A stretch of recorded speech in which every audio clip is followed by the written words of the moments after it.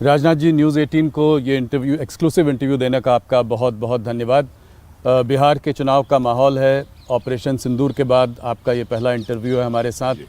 सवाल बहुत सारे हैं, शुरुआत करते हैं। चुनावी माहौल है तो बिहार से।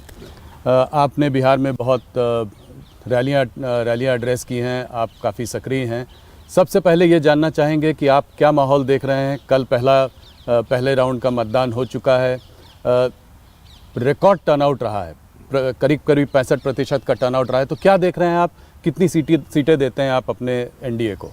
वैसे हम लोगों की जो सार्वजनिक सभाएं हो रही हैं उसमें जो पब्लिक का रिस्पांस जिस प्रकार से प्राप्त हो रहा है, उसे देखते हुए मेरा स्पष्ट मत है कि सरकार तो बनेगी, लेकिन 2/3 की मेजॉरिटी भी एनडीए को हासिल हो सकती है। 160 से ज़्यादा सीटें। 160 से ज़्यादा सीटें। ये सवाल बार बार पूछा जा रहा है। आपका मुख्यमंत्री चेहरा स्पष्टता से बताइए, कौन है? नीतीश कुमार मुख्यमंत्री बनेंगे, 5 साल रहेंगे? देखिए, उन्हीं के नेतृत्व में चुनाव हो रहा है जी, स्वाभाविक है कि वो होंगे। डिप्टी सीएम एक भारतीय जनता पार्टी का, एक चिराग पासवान की पार्टी का, ऐसा मत बनेगा? अब जो कुछ भी होगा भविष्य में, वो सभी लोग मिलजुल कर उसको बैठकर तय करेंगे कि क्या करना क्या नहीं करना। राजा जी, एक मुद्दा जो आप लोग शुरू से लेकर चल रहे हैं वो है कि बिहार में लालू के उसमें जंगल राज का मुद्दा, कि पहले गुंडागर्दी थी, जंगल राज था। तो इस बार भी आप लोगों ने इस मुद्दे पर पूरे समय से आप बने रहे हैं, मगर इस बार आपके दल के ही एक अनंत सिंह जी जो है अब गिरफ्तार हो गए हैं। गोली चली पहली बार और दुलार चंद यादव मारे गए। इसके बारे में आप क्या कहना चाहेंगे? हो सकता है 1-2 घटनाएं ऐसी हो जाती हैं, लेकिन इसके कारण किसी को ये नहीं कहा जा सकता कि वह फला व्यक्ति जो है माफिया है या ये है वह है। ये तो कुछ सामाजिक जीवन में कभी कभी कुछ व्यक्तिगत नाराज़गियाँ भी होती हैं, इसको इनकार नहीं किया जा सकता है।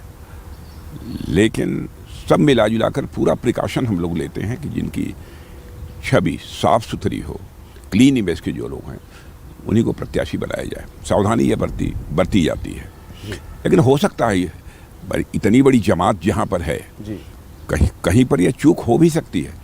इस संभावना को भी मैं नकारता नहीं हूँ। राहुल गांधी इस चुनाव में लगातार कैनवसिंग कर रहे हैं, कैंपेनिंग कर रहे हैं। एक समय में जैसे जैसे चुनाव पास आता गया, अटैक थोड़े पर्सनल होते जा रहे थे। उन्होंने कहा कि मोदी जी वोटों के लिए कुछ भी कर सकते हैं, बोलेंगे तो स्टेज में वोटों के लिए नाच भी देंगे।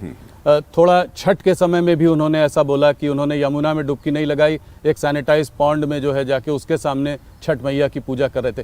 कैसे देखते हैं इस तरह के रिमार्क्स को आप?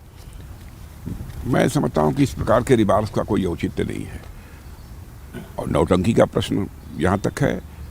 मैं समझता हूँ देश अच्छी तरह इस बात को समझता है कि मोदी जी के साथ इस प्रकार के आरोप किसी भी सूरत में चस्पा नहीं होते। वो बहुत ही सीधी और सपाट बात जनता के सामने रखते हैं। जनता को गुमराह करके उन्होंने कभी भी जनता का समर्थन हासिल करने की कोशिश नहीं की है। जो तथ्य हैं उन तथ्यों को ही प्रस्तुत करके जनता का समर्थन वह हासिल करते हैं। इस बार जब कल लोग मतदान डालने जा रहे थे, सुबह सुबह महिलाओं की बहुत बड़ी कतार दिखाई दे रही थी। बहुत ज़्यादा महिलाएं सामने आकर उन्होंने वोट डाला है। इसको आप कैसे देखते हैं? किसके लिए समर्थन है ये? क्या ये जीविका दीदी जो है ये आपकी एक गेम चेंजर स्कीम रही है? जीविका दीदी भी है, लेकिन उसके अतिरिक्त महिलाएं ये महसूस करती हैं कि नीतीश कुमार जी के मुख्यमंत्री रहते हुए कानून और व्यवस्था की स्थिति बेहतर रही है। अराजक की स्थिति नहीं रही है जैसी कि आरजेडी के शासनकाल में हुआ करती थी। एक उसका भी स्पष्ट संदेश पूरे बिहार में है। और आप जानते हैं कि महिलाएं स्वाभाविक रूप से यह चाहती हैं कि किसी की भी सरकार हो, लेकिन कानून और व्यवस्था की स्थिति बेहतर होनी चाहिए, और ताकि वह कभी भी किसी समय भी रात को भी कहीं आना जाना पड़े तो उन्हें किसी प्रकार का कोई भय न हो। और महिलाओं ने यह महसूस किया है बिहार में कि जब वहाँ पर आरजेडी की सरकार थी, लालू जी जब वहाँ के मुख्यमंत्री थे, तो 5 बजे के बाद बाहर निकलने में 10 बार लोगों को सोचना पड़ता था। अब महिलाएं तो कम से कम बाहर निकल ही नहीं सकती थी।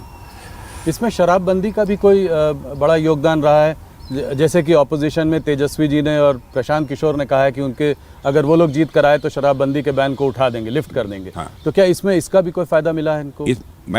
अब कितना फ़ायदा मिला है, कितना नहीं मिला है, इसका सही आकलन करना तो बहुत कठिन है, लेकिन मैं कह सकता हूं कि इसका भी लाभ निश्चित रूप से मिला है। और महिलाओं ने तो इसे बहुत ही अच्छा महसूस किया है जी। क्योंकि अपने प्रत्यक्ष आंखों के सामने जब देखती थी कि उनके परिवार के सदस्य भी लीकर का सेवन कर रहे हैं, शराब का सेवन कर रहे हैं, तो ये उन्हें अच्छा नहीं लगता था। एक बड़ा रेवेन्यू लॉस का एंगल भी इसमें है, करीब 20,000 करोड़ का रेवेन्यू लॉस बताते हैं कि सिर्फ इसकी वजह से हुआ है। तो देखिए, सामाजिक बुराइयों को दूर करने के लिए रेवेन्यू प्रॉफिट और रेवेन्यू लॉस के संबंध में विचार नहीं करना चाहिए, और उसको हम लोग कभी विचार भी नहीं करते हैं। हम राजनीति करते हैं तो समाज बनाने के लिए राजनीति करते हैं, केवल सत्ता हासिल करने के लिए हम राजनीति नहीं करते हैं।